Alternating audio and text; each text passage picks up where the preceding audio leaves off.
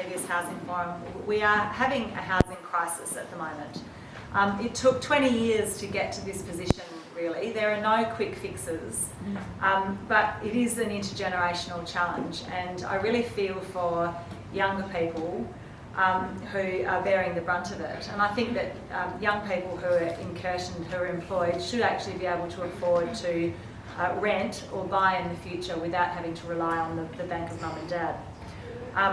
And there are some starts of policy in this area, but it's not really clear how we're going to fix this problem. And one of obviously the issues are complex and there isn't a quick fix, but we do seem to be in a bit of a policy gridlock in that I think for both the major parties, because they've made commitments to not touching X, Y or Z in the past, or they've had policies, it's very difficult to actually make any bold moves on housing. And so I and other crossbenchers have talked about how we might encourage community conversations to get ideas back on the table, really to give government and opposition permission to talk about some of these ideas again.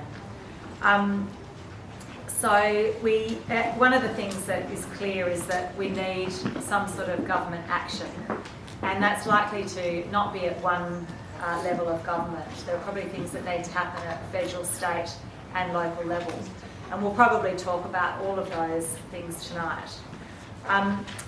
The output from tonight will inform my advocacy in Canberra, and as a community independent, I don't comply with the position of any party, and I really take the lead on the issues that I advocate for from my community. So this is how it works. This is doing politics differently, and I will take what I hear tonight and try and feed that into the national discussion at a federal level. It may also inform advocacy positions that you might want to take at a state or local level as well. And I have some input at that level, but in some ways as a constituent, you going to see your local member about some of the issues that come up is also a very powerful thing.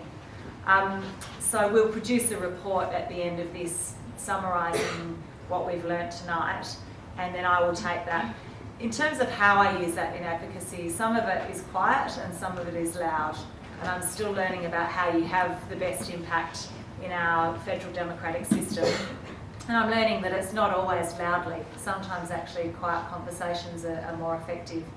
But certainly one of the goals that I've talked about with other community independents is that we want to make sure that if we're not seeing the momentum that we need on significant changes on this issue in this term, it needs to be an election issue going into the next term, so we can actually get some movement. Now we had a Housing Forum 1, and in that was an interactive workshop where we identified the top 3 issues affecting or about housing in Curtin, and also the top 3 goals that we want to see in Curtin. And I might just recap on those. There's a bit of consistency between them. Lack of affordable housing to rent and buy, which is really the macro issue, came out as the first.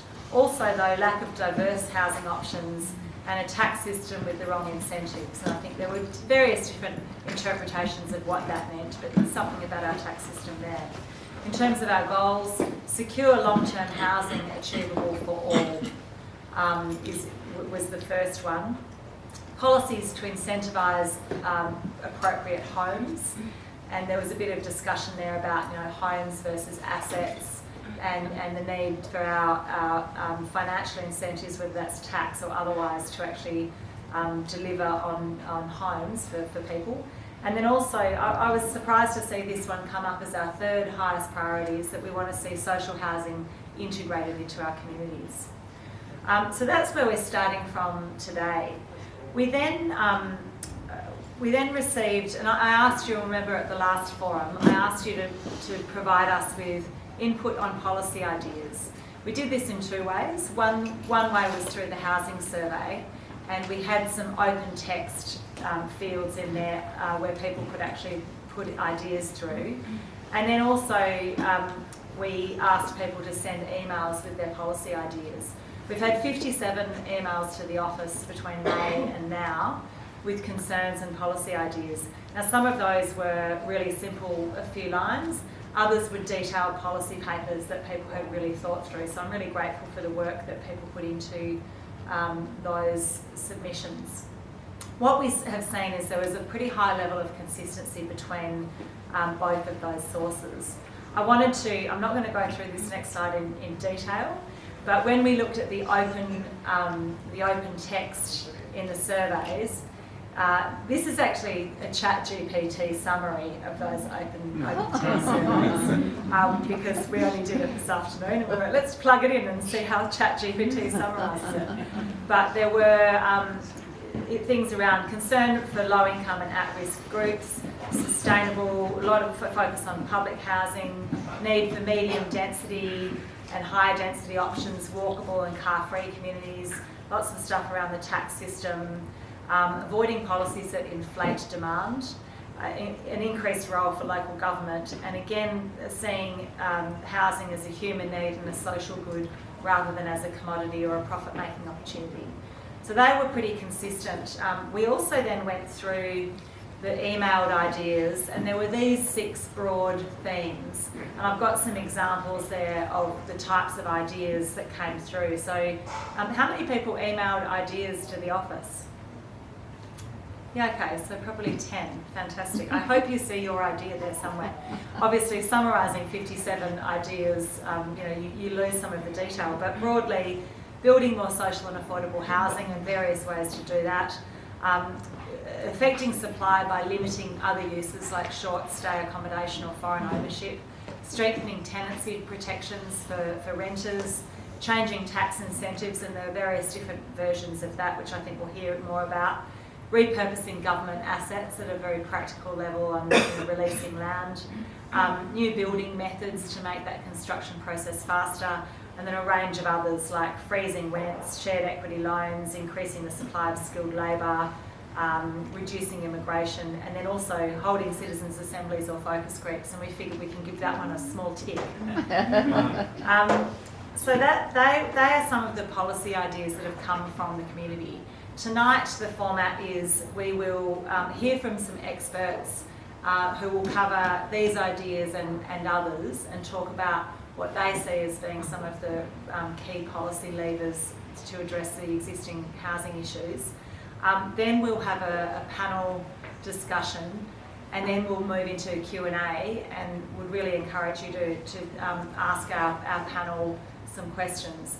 We'll summarise at the end, and then the output will be a short report that we'll publish, share with you, that will also inform my advocacy. So that's the format from here. So we might move on now to our experts. Our first expert that we'll hear from is Stephen Rowley, and Stephen is a professor of property in the School of Accounting, Economics and Finance at Curtin University. He's also a director of and helps lead the Australian Housing and Urban Research Institute, the Curtin Research Centre. He has 25 years' experience in housing affordability and supply, and it's always nice to have experts who know a whole lot more than I do, so he can answer the hard questions. Tonight, Stephen will share his thoughts on some of those community-suggested policy solutions and also some additional solutions that he thinks are also worthy of consideration. So please welcome Stephen Rowley.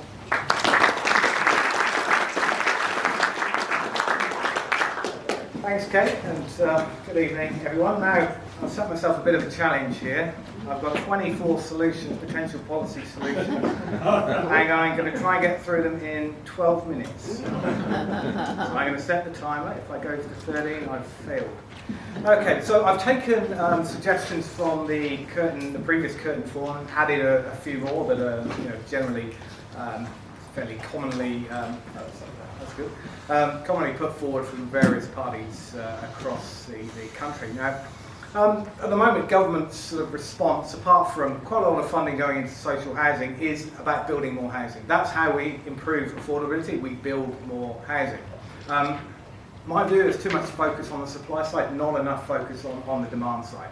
So that's the first point, building more market housing, trying to increase the supply of housing. And that means increasing density, it has to, and housing diversity as well. And I'm sure Nick will talk a lot about quality density and how we can deliver that sort of product at a local scale. So absolutely essential to increase housing supply. Partly to do that or to achieve that is through planning reform, just making opportunities easier, making it quicker to get housing out of the ground. So accelerating approvals. It's not just planning, it's about utilities, it's about environmental approvals, the whole shebang if you like. It takes an awful long time to build housing. We need to be more responsive. And then, of course, there's a community backlash, the NIMBYs and so forth. You know, we need to overcome some of those significant problems. One government approach is to try and provide financial incentives for local and state government to deliver new housing supply. So how can they incentivise local governments to do more? And I think if that's tied towards infrastructure and really reducing the cost for developers, that could actually work. I think Rowan will talk about the challenges that are faced by developers at the moment, actually getting housing out of the ground with increased construction costs as a result of several factors over the last few months. I'll leave Natalie to talk more about social housing, but absolutely essential to build more social housing. So social housing being both public housing and community housing. And that's about funding.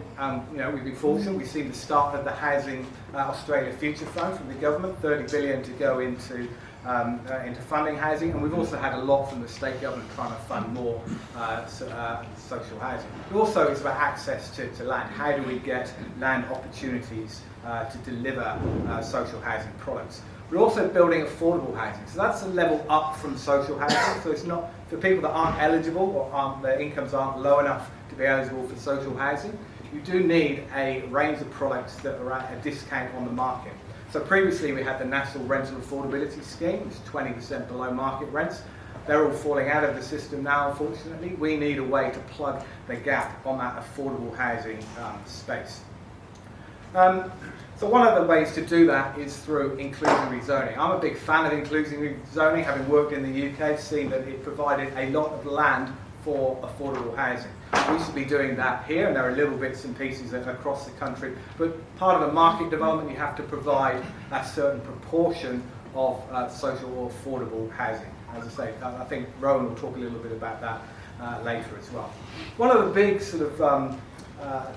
big potential factors that might make a difference is build to rent. So build to rent as opposed to build to sell. A developer will build, say, a block of 80 apartments and then hold on to them and rent them out.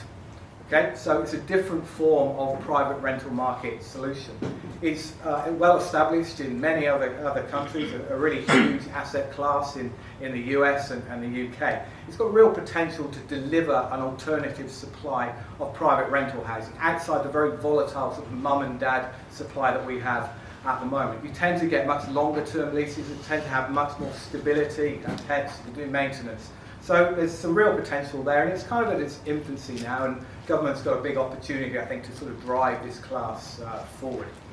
What we don't want to see is more grants and incentives for first home buyers and quite frankly downsizers, right sizes, however you want to term it. They are inflationary. It just gives people more money to spend, and they tend to bid up the price of housing.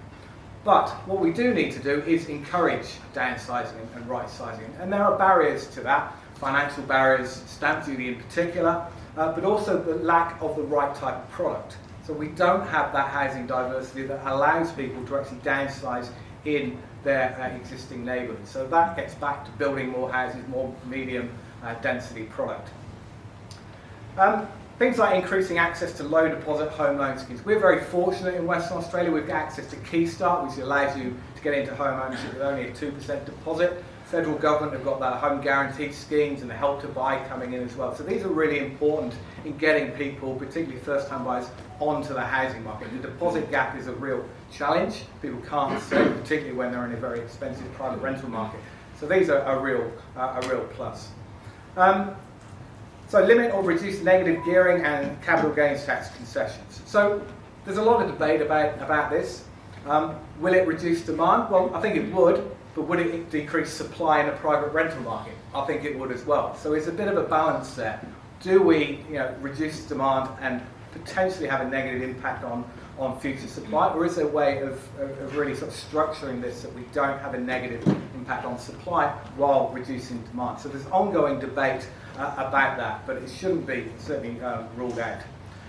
Many of you would have read in the paper today about the government's announcement to deal with Airbnb. Well, they haven't really dealt with it. It's very much a soft touch, providing $10,000 for people to bring their housing back in. And that might make a little bit of a difference, bringing back underperforming Airbnb properties into the market, and quite frankly, anything would help. But really, they're going to leave it to local government to be the bad guys here and say, right, you can only have a 60-day limit, which may have a bigger impact. But I guess it's the start of a process. But Airbnb does have a significant impact in certain areas, and it is something that really needs to be addressed. Another idea from the Curtin forum, limit ban on foreign ownership and investment. Well, I think the foreign duty surcharge pretty much does that anyway. It's so expensive for a foreign investor to actually buy an apartment, for example, that we really see very, very low levels of foreign ownership of property in Western Australia. A bit different on the East Coast, but we don't have a really significant demand pressures from foreign ownership in this state. One thing that's really important, residential tenancy reform. Okay, absolutely essential to have a residential tenancy, a private rental sector where tenants feel secure, where they're not threatened with eviction for absolutely no reason. There is a balancing act because landlords are not happy about increased regulation, about people telling them what they can do with their property, but we need a real long-term alternative to home ownership, and that is a sustainable and secure private rental sector. So that reform is absolutely essential. And also Commonwealth rent assistance reform, increasing payments to those struggling. They haven't kept pace with rising rents over the last 20 years. There was a 15% increase recently, but really it makes very, very little difference. So rent freeze, again, this is one of those things that has the potential to have more harm than good. You start freezing rents, again, investors get spooked, start selling, and then you reduce supply. So we've lost somewhere around 18 to 20,000 rental properties out of the Western Australian market. Kind of quickly, next slide. Yeah. Oh, there we go. Thank you for that. So rent freezes, I think, will do more harm than good, but what we should be doing is limiting rent increases. So ACT have certainly a ceiling on rent increases, CPI plus 10%, so we certainly should be going down that route. One I think everyone can agree on is abolishing stamp duty. The only people who are against abolishing stamp duty is the State Treasury. It has a hit on their finances. But that's one of the barriers to downsizing or right-sizing. I, for one, certainly, I think we would have moved many years ago had not been faced with next to $40,000 in moving costs. So I think that's a significant reform that's waiting to happen. The ACT have already gone down that route. And remember, you'll replace it with a land tax, but you only pay a land tax if you move to your next property. It won't be a land tax imposed on people that have already paid stamp duty. Tax on vacant land, so getting land that's been sitting there idle back into use. Well, yeah, that would certainly be effective if done right. There's a lot of lazy land out there that's not doing anything that could be utilised. Limit population growth. Well, yes, population growth puts pressure on prices and put pressure on rents, but it's also absolutely essential for economic growth. And also, we need workers. One of the big barriers to delivering housing at the moment is a chronic lack of workforce. So we start limiting our intake of workers, we're in even bigger trouble, quite frankly. Facilitate delivery of modular homes, alternative construction, tiny homes. There needs to be a way of freeing up alternative methods of delivering property. Having tiny homes on underutilised land or on larger blocks. There needs to be ongoing planning reform to deliver these sort of innovative type products. And there's certainly, I think, potential there. And that lazy land, you might have government land that's earmarked for a road or something in 10 years, 20 years, whatever. Let's stick some temporary housing solutions on that land. It's not going to harm anybody, it's going to house people. Local government, direct housing build. Let's get local governments actually building housing. Okay? Let's find a way that local governments can, particularly in regional areas, can overcome some of the barriers. Very difficult to get supply in regional areas. You don't have the workforce, it's more expensive. Let's see what local governments can do actually on their own land. Sustainability, absolutely essential. I keep saying it, essential. That we improve the sustainability of existing stock, and new stock is sustainable. It reduces running costs, it makes things more affordable, as well as a positive benefit for the environment. Final couple of things. A national housing policy. We've been asking for a national housing policy for 20 years now. Housing is very complicated. It's a housing system. Lots of decisions, whether it's to be employment, welfare, whatever, affects housing. Okay, it's all interrelated. If you start messing around with one part of the housing market, it has an impact on other parts of the housing market. So you need a national approach. Decisions in New South Wales actually have an impact on Western Australia. RBA decisions, because you've got an overheating market in one part of the country, affect us. So it's a national housing system, and we need a national housing policy. So there is consultation around National Housing and Homelessness Plan, but government consultations take far too long. There's a lack of action there. And finally, if you really want to bring down house prices, all you've got to do is limit access to housing finance. If people cannot borrow and can't buy, then you're going to reduce prices. But no government's ever going to do that. Of course, it's politically insensitive. But I think the growing political strength of renters will see, I think, there we go, we'll see a big change moving forward. I've failed by 3 seconds.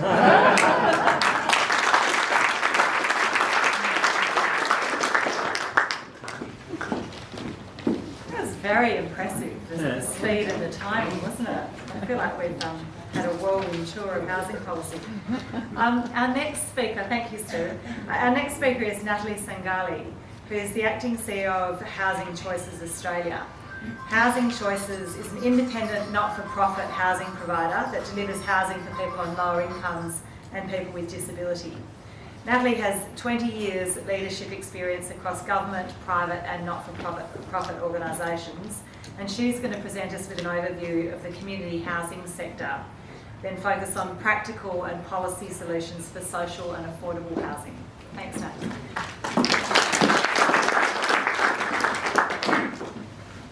Thank you, Kate. It's always weird being called an expert. Very small slice compared to Stephen's very big slice expert.